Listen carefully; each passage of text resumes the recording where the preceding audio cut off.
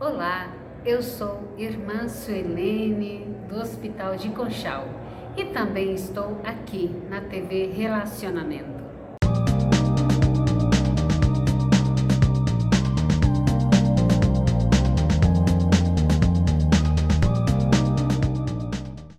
Olá, internautas! Iniciamos mais um programa Gestão Executiva. Estamos aqui no 7º Congresso Sindosfil em Águas de Lindóia, conversando com vários profissionais, o seu olhar sobre humanização, sobre a parte de direito, enfim, um evento aí muito voltado à área de saúde. Nós temos agora um bate-papo com um dos profissionais que fez uma moderação no painel sobre liderança, Marco Castro. Gratidão, muito obrigado, viu? Eu que agradeço. Prazer imenso conhecer pessoas talentosas igual você. Imagina, eu que agradeço. Obrigado pela oportunidade. Marco, conta um pouquinho para os nossos internautas onde você nasceu, um pouquinho da sua trajetória profissional e como é que foi a escolha da carreira. Se desde garotinho você era mais na área de humanas ou você ia entrar na biológicas ou exatas? Eu nasci em São Paulo, cresci no interior, cresci em Sorocaba. Que bacana! Voltei para São Paulo com 15 anos, adolescente ali, já finalizando o ensino médio e tendo esse desafio, de escolher profissão. E aí é engraçado que quem me ajudou, a dar esse norte foi justamente uma chefe que eu tive durante um período de estágio, aquele primeiro a oportunidade, de trabalho, e era uma psicóloga, E aí a gente trocando, eu falei, poxa vida, me interesso ali por descobrir, sou curioso, para entender o comportamento humano, talvez esse seja o caminho. Então escolhi a psicologia, sempre pensando em atuar com a adolescência. E aí no meio aí do curso da formação, descobri recursos humanos e aí acabei me apaixonando, acabei juntando aí essa vontade de entender o comportamento humano e com a possibilidade de ajudar no desenvolvimento das pessoas. Legal. Aí você chegou a trabalhar em recrutamento e seleção também? Trabalhei em recursos humanos, desde recrutamento e seleção, treinamento e desenvolvimento, BP, construí minha carreira na área de educação e há pouco tempo, há 3 anos, entrei na área da saúde, o que foi um desafio e foi uma mudança mesmo na percepção dessa relação de trabalho, que é bem diferente na área da saúde.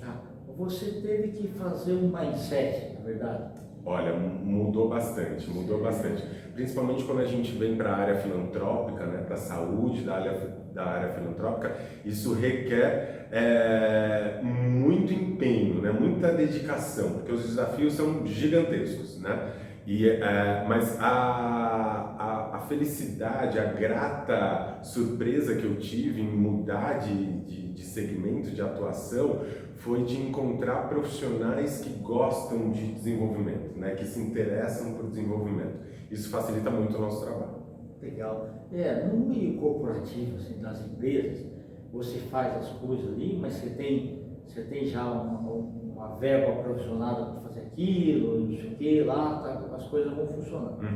Quando você entra num negócio de filantrópico, que aí que você vê a dedicação das pessoas, tudo tem dinheiro sobrando. Exato. Pelo contrário, você tem dinheiro faltando. Exatamente. Então tem que aguçar a criatividade, mas você vê que as pessoas nem por isso perdem o entusiasmo. Exato. As coisas têm que acontecer, Eu acho que é muito do amor, Quando a gente vem para a área da saúde, eu pude observar muito isso, do propósito. O quanto as pessoas estão conectadas com seus propósitos de cuidar de pessoa, de cuidar de gente, É um pouco diferente de algumas áreas corporativas que a gente vê, que de repente está muito focado no lucro, na obtenção do lucro, então o desenvolvimento é para gerar lucro. Na filantrópica não, o desenvolvimento é para a gente gerar melhoria, para a gente cuidar bem das pessoas. E isso é gratificante demais. No empresarial, muitas vezes você vê o ego, você vê fogueira das vaidades, você vê prepotência, e no outro parece que as pessoas se juntam, Exato. Assim, vamos fazer, Exatamente.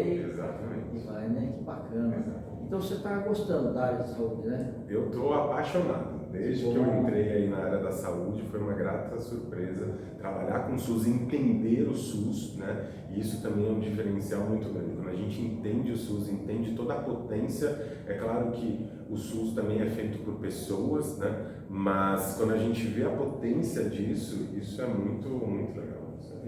E você vê que assim, né? Existe uma pequena parcela na população que tem os convênios, né, particulares, tal, não sei o quê. E o resto tem que ser atendido pelo SUS. Então, como estruturar isso certinho, né, para que aquilo funcione? Exatamente. E é um desafio muito grande, né, porque embora a gente não esteja, de repente, utilizando o SUS no hospital, porque a gente tem um convênio, a gente utiliza o SUS em diversas outras fontes, né? A própria Anvisa, né, faz parte do SUS, então quando a gente está comendo um alimento de qualidade, é o SUS que está ali também trabalhando com toda essa segurança, né? Então, fazer essa articulação, aí, trabalhar e pensar na saúde nesse todo é muito enriquecedor. A entidade que você está, ela tem quantos anos hoje? O Secons vai fazer 60 anos no próximo ano. Eu entendi, que bacana. E deve ter começado pequenininho, né? Exatamente. O Secons, ele nasceu com o propósito de cuidar da saúde do trabalhador da construção civil. E aí, a partir disso, então, cuidando dessa saúde, quando veio aí a questão das organizações sociais de saúde, nos qualificamos como OSS, tanto pelo Estado como pelo município, e a partir daí começamos a gerir os equipamentos estaduais e municipais. Hospitais, CAPs, AMES, UBS, enfim, uma infinidade, uma diversidade muito grande de equipamentos de saúde.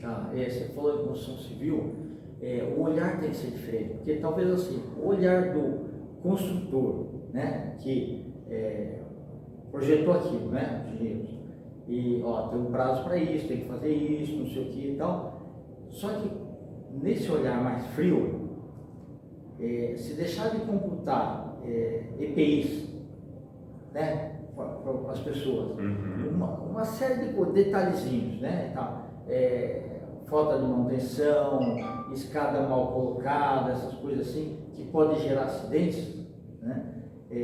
A coisa não funciona direito. Então, a entidade pega e supervisiona isso daí, né? Cuida disso, né? O Secons, ele nasceu numa época onde ainda o SUS ainda não existia, né? O SUS é de 88, o Secons é de antes disso, 64. E aí, nessa época, as próprias construtoras perceberam a importância de cuidar da saúde do seu trabalhador, né? Porque isso existia, dava impacto diretamente nas obras, né? Exato. Então foi nesse intuito de trabalhar com a saúde, garantir a saúde do colaborador para que ele sim pudesse erguer a nossa cidade. E eu acho que um papel muito importante também da entidade é assim, para a grande massa das pessoas, o trabalhador da área de construção civil, ele é invisível, né? Assim, como pessoa, não como outro, lógico que você vê físico lá e tal, mas assim, não é aquele que você identifica rapidamente, assim, tal, não sei o que, né? E para a entidade, ele é uma pessoa, né? Não é uma máquina lá que está só colocando tijolo e fazendo as coisas. É uma pessoa e de extrema importância. Extrema importância. Sem eles, a gente não teria os nossos túneis, as nossas estradas, rodovias, os prédios, toda essa nossa. E aí vocês também, vendo ele como pessoas, vê ele como pai de família, né? Isso daí é realmente muito importante. Com certeza. A valorização e dá o lado humano, né? Exato. Além dos trabalhadores, inclusive, o Secons atende também todos os seus familiares, né? Então, toda a questão de assistência social, odontológica, os filhos, tem gente que passa com a gente desde de criancinha, né? E hoje já está aí adulto, já está trazendo os próprios netos e filhos para passar com a gente. Então, isso é muito orgulho para a gente mesmo. Que bom. Então, você está bastante satisfeito aí? Eu estou feliz, estou apaixonado pela área. Marco, e como que foi aí você mediar esse painel aí fantástico sobre liderança? É sempre um desafio, né? Dá aquele nervosismo, é uma responsabilidade muito grande, essa oportunidade que o Sindusfil traz, eu acho que é um diferencial muito grande de trazer esse espaço para esse nosso segmento, que às vezes depende muito dessas oportunidades, né? Como a gente diz, a gente vive da questão filantrópica, né? Da organização social, nem sempre a gente tem verba para trabalhar com desenvolvimento como a gente gostaria. Então, ter um sindicato dando essa oportunidade, dando esse espaço é sensacional.